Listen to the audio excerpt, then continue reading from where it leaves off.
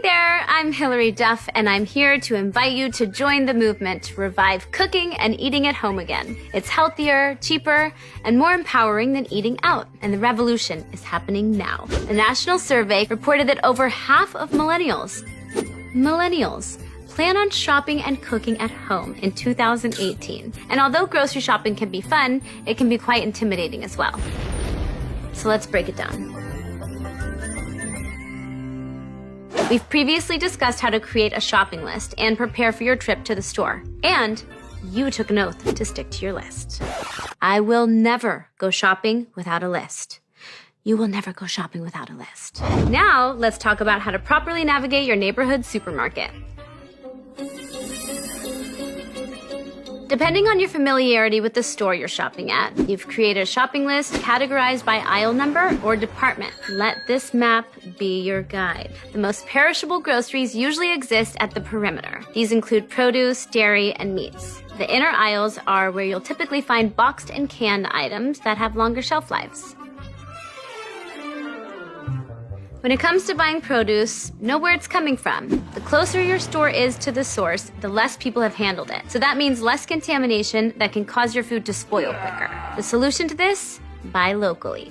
Be sure to look out for locally grown produce markers in your neighborhood store. Here are some things to consider when it comes to the most commonly purchased produce.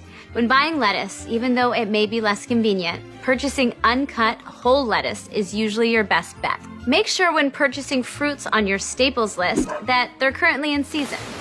This summer season, look for produce such as blueberries, great in a shake, blackberries, not my favorite, strawberries, always delicious, watermelons, peaches, Roma tomatoes, sweet corn, russet or yellow potatoes, zucchini, and cucumbers. With ranch dressing. What?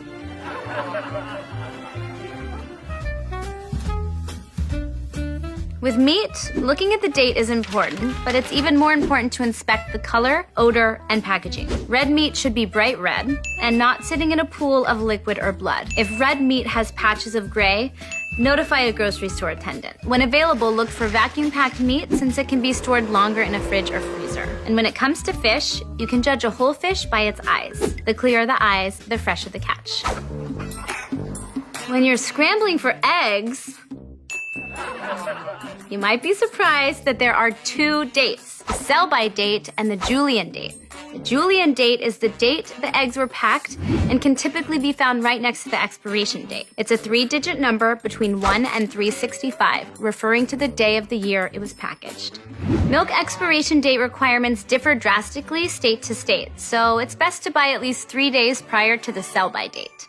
Well, now that we've cured your meat problems, beat your vegetable anxieties, and made butter decisions about dairy, it's time to race back to your kitchen. No more errands. Go home. Now.